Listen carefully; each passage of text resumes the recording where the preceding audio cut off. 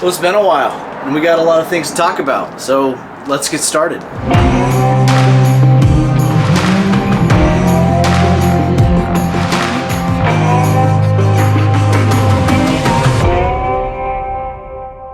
Well, hey everybody, and welcome back. I know it's been a while. I've been so busy with work. For those of you who don't know, I run a vending machine business, and just, man, over the last couple years with all the COVID stuff, it came to a point where I just really needed to focus on building back up the business, and so that's what I've been doing for the last six months. I think it's been 6 months since I shot a video. But I haven't totally stopped doing truck stuff over that time. I just didn't have time to do both. And so today, what I really wanted to do is give you guys just a brief truck update, show you guys some of the changes that I've made. We're not gonna go super in depth just because all that information is going to be coming as I put out more videos, and I've got a lot of stuff, a lot of goodies in here that I'll kind of go over real quick, that I'll be installing and getting this thing ready for camping in like the next 30 days. And so I've got a lot of work to do, but I did kind of want to just be like, hey, this is how the truck is sitting right now, and just kind of give you guys a little bit of a broad overview and kind of some things that you guys can expect to see on the channel coming up here very shortly. And so without further ado, let's get started on the truck.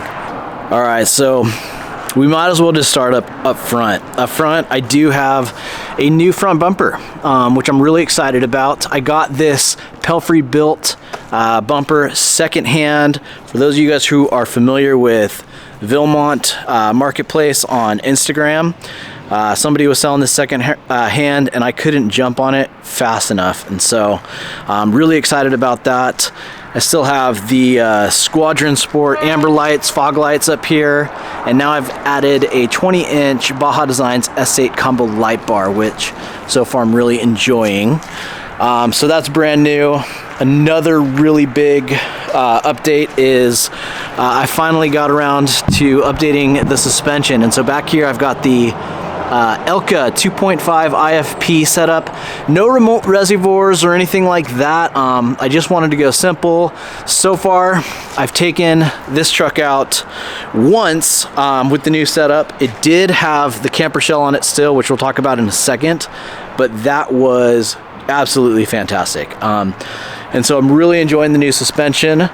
Back here, obviously same thing, AUCar 2.5 IFP. Something that I'm kind of struggling with, you guys can probably see it in the video, is we've got quite a bit of lift in the rear right now because the Icon RXT setup that I have, the leaf pack setup, is set up for all that extra weight. And so unfortunately, we're probably gonna have to see what things are like once I get the tent back on and the rack on and see how things settle. But I'm probably gonna have to take out one of those leaves to kind of give it a better ride quality, because right now the ride is super stiff in the rear, just given that the springs are just set for way more load capacity than it's currently using. So here's a big one. The camper shell is gone. Now, the camper shell has kind of been like the foundation of my build so far, so it was a huge change getting rid of that, and I kind of wanted to explain just a bit why real quick without going too in depth. So first off, I really want to say that I loved the camper shell. For camping specifically, camper shell is the way to go.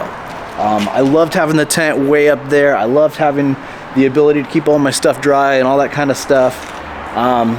It really was great. But if you guys remember, a while back I put up a video talking about some of the biggest mistakes that I made. It was, you know, the big old iCamper and the deck drawer system and how much weight I had in my truck. And in that video I kind of mentioned some of my plans for the future with focusing on off-road performance. And as you can kind of see, all the updates that I've done recently have all been focused towards that. Another big one is, you know, trying to decide if I wanted to continue that and continue to lighten up the truck by either getting rid of the tent or the camper shell. Long story short, we'll probably cover this a lot more in the future, but I chose the tent for the time being just because my kids are so little, and I love taking them camping, and it's just so much easier having a rooftop tent that I can just set up real quick for them and then be able to keep an eye on them while we're camping, instead of having to, you know, do the whole ground tent setup. Now, I already totally miss the camper shelf, so that may change for me in the future as my kids get older. Maybe I'll go back to a ground tent. I don't know, but for right now, really working on lightening up the truck, and those are all the big changes. Now, I do also, for those who are wondering, have the new AUCar head unit installed, and so I'm going to do a full-on review on that head unit.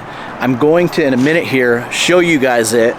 So it just started raining, so I stepped into the storage unit here.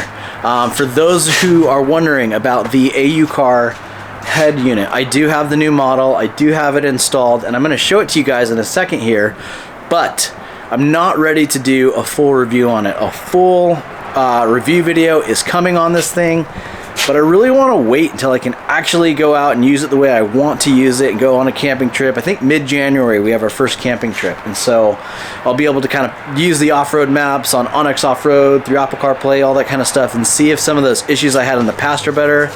In a minute, I'll show you guys the AUCar head unit real quick. I just wanted to step in the storage unit here. Okay, to give you guys some ideas on some things that I'm working on for the truck coming up here. I do still have the CVT rooftop tent. That will be going back on the truck on a CBI Overland bed rack that hopefully, if it stops raining, I'll install today. If not, that'll have to wait. I've got some Cali Rays bed stiffeners. Those will be going on to kind of support some of the weight from the tent and the bed rack. I also have, it came in cracked, but I ordered a grill insert for the front of the truck. Gonna kind of do some cosmetic changes. I also have some Alpha Rex headlights that will be going on. I have some Alpha Rex taillights that will be going on in the near future. For right now, I'm probably gonna do this today after I'm done with this video, but I also have, I think some of you guys will like this, some new LED bulbs for the current headlight housings that I have. So those, what I have are the TRD Pro housings. Gonna install these. These are like, they're super high powered, made for the back roads, LED bulbs. Lastfit always comes in clutch with their lighting, and so I'm really looking forward to installing them and trying them. Unfortunately, I probably won't be keeping them, just because I've got these new Alpha Rex headlights. I maybe had too much bourbon one night and was hanging out on TacomaBeast.com when I shouldn't have been, but so it goes. Still got the fridges, still have the rifle cases. Not sure what the plan is going to be for those. I will probably put them back on like just when I'm going camping and kind of keep things a little bit more low profile now, so I can fit in parking structures and stuff like that. But I do still have the rifle cases, the tent. Not sure if the solar panel is going to go back on that yet or not. A lot of stuff I'm still figuring out, but that's kind of a little bit of some stuff that you guys can look forward to. Some future videos that I'm going to be filming is probably installing, reviewing, all this kind of stuff. So a lot of fun stuff happening very quickly here. All right, let's get through this rain. And real quick before I leave you guys for the day, let's talk AUCar. So I'm gonna fire this thing up, kind of show it to you guys for the first time, and we'll go from there. All right.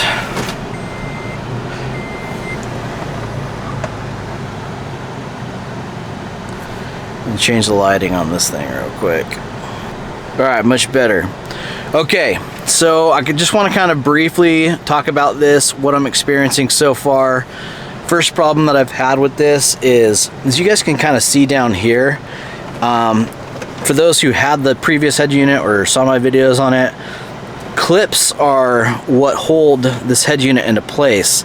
Now I've got the clips installed on here, but for some reason I can't get the bottom to snap into place and stay there, and so it's kind of like popping out a little bit.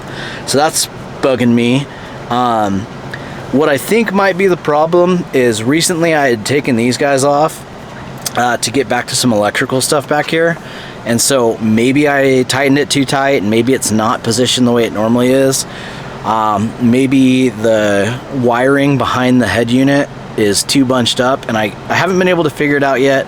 I also haven't had a ton of time to really focus on it, so just some transparency there. As far as some of the features that this thing has, obviously for those who watched the previous video, we've got a new home screen, and this is like the Android side of things. It's obviously a newer update. Everything looks a lot better, and so that's first plus.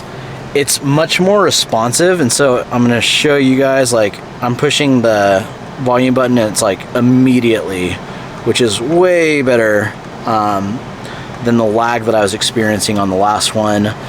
As far as, I mean, you guys can just tell the responsiveness is way better just by pushing buttons, seeing how quick things respond. It's way quicker. There's a lot more memory on this, which I think was like the biggest problem on the last one. Some of the issues that I had, heating and air would always like reset to the coldest setting every single time I turned on the truck. This is what I had it set on the last time I was on the truck, and so it does now remember my settings as far as heating and air conditioning. It also does remember the time on like the main screen. Like before, it used to just always be off no matter what I set the time to. It's just overall much more responsive. Now, I have had some Apple CarPlay connectivity issues where all of a sudden randomly it disconnects from Apple CarPlay. It doesn't crash like it used to. It like legitimately like disconnects from the Bluetooth on my phone, and so weird. Haven't figured it out yet. Before I put out my full-on video on this thing, I will reach out to AUCar, ask them some questions before I just kind of put all this stuff out there. But huge review coming on this bad boy soon. So far, I like it a lot better than the last one, but just given some like the Apple CarPlay connectivity issues, I want to make sure that's not something wrong on my end before I say anything otherwise, because, you know, it could still have some of the same problems the last one did, but I'd love to see in the future. If you guys have questions about this thing, let me know in the comments below so that I can kind of keep them top of mind as I'm making the next video and be prepared for answering all the questions that I can in that one video at that time. So yeah, like I said, I don't want to go super in depth right now because I'm not ready to, but I did want to kind of show you guys. I know some people have been asking about it, so here it is. Well guys, I'm really excited that I'm able to be back at it, putting out these videos. Hopefully I'll be able to put them out on a more consistent basis going forward. For those of you who have been kind of hanging around, checking in on how things are going with the truck, I really appreciate you guys. Got 30 days about to try and get this truck transformed and ready for the first camping trip. So wish me luck. With that being said, you guys, thanks for watching. I hope to see you out there. Catch you in the next one.